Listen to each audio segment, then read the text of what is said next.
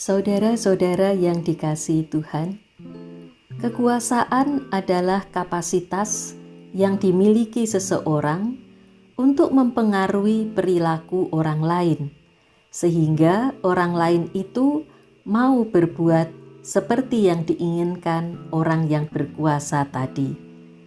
Jadi, kekuasaan merupakan relasi antar manusia. Kekuasaan adalah hal yang menggiurkan di dunia ini. Jika seorang memiliki kekuasaan, ia dapat memerintah orang lain dan perintah itu akan dituruti. Kekuasaan juga dapat membuat seseorang memaksakan keinginannya pada orang lain, menindas orang lain.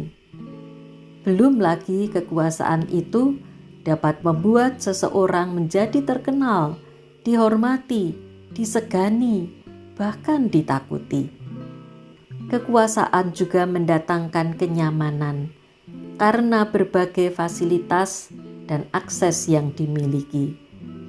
Itu sebabnya orang yang berkuasa dapat menggunakan kekuasaannya itu secara berlebihan, overused, atau menyalahgunakan kekuasaan, abuse of power.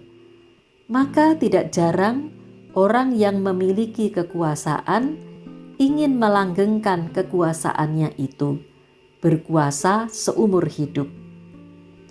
Saudara-saudara yang dikasihi Tuhan, dalam Alkitab kita menjumpai tokoh-tokoh yang memiliki kekuasaan namun tidak menggunakannya secara benar.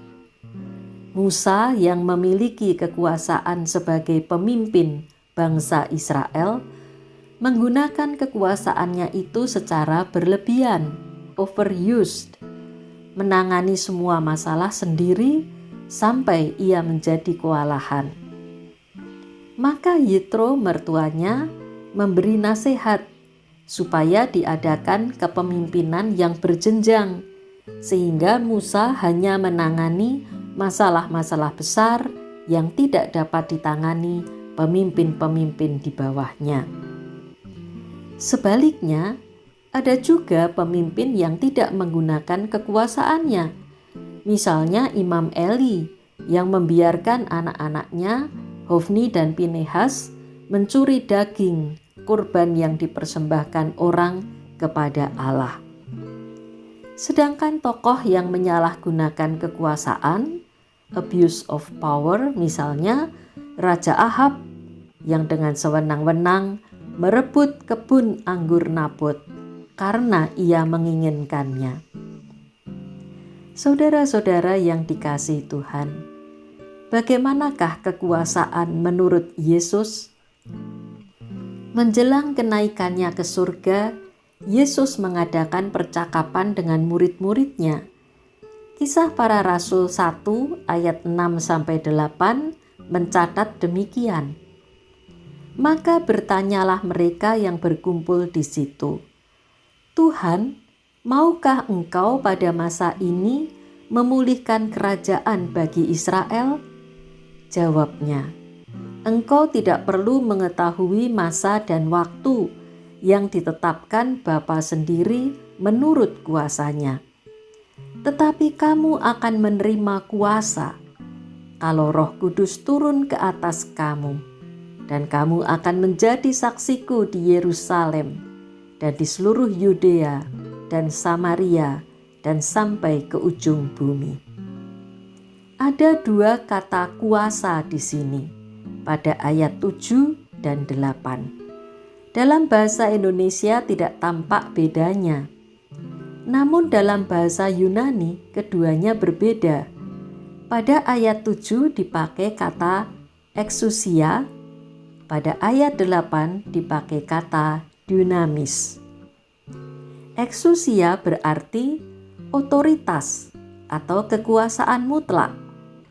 Maka kata exousia diterapkan pada Allah sendiri yang menentukan masa dan waktu, kairos dan chronos, untuk memulihkan kerajaan bagi Israel. Bahkan Yesus yang telah bangkit juga tidak memiliki otoritas itu. Itulah jawaban yang selalu diberikan oleh Yesus jika orang bertanya tentang hari Tuhan, akhir zaman, atau pulihnya kerajaan Israel. Otoritas hanya pada Allah Bapa. Sedangkan dunamis berarti kekuatan, daya, seperti pada kata dinamo atau dalam bahasa Inggris power dalam kata power bank. Maka kata dunamis diterapkan pada murid-murid. Mereka memiliki kekuatan, daya untuk menjadi saksi Kristus. Jadi kekuatan itu bukan untuk kehebatan diri sendiri, melainkan untuk menjadi berkat bagi orang lain. Menjadi saksi Kristus berarti memberitakan apa yang telah Yesus lakukan, mulai dari karyanya, kematiannya, hingga kebangkitannya, yang memberikan pengharapan, kekuatan, kesatuan, keadilan, perdamaian, dan cinta kasih kepada manusia dalam menjalani hidup ini. Saudara-saudara yang dikasihi Tuhan, maka jika kita memiliki kekuasaan, hendaklah kita ingat kekuasaan itu adalah kekuatan untuk menjadi saksi Kristus, agar kita dapat menjadi berkat bagi sesama. Kekuasaan bukan hanya dalam jabatan politik, melainkan juga dalam pekerjaan, dalam keluarga, dan dalam relasi dengan orang lain. Atasan terhadap bawahan, orang tua terhadap anak, anak terhadap orang tua, di antara pasangan, dan berbagai bentuk relasi lainnya.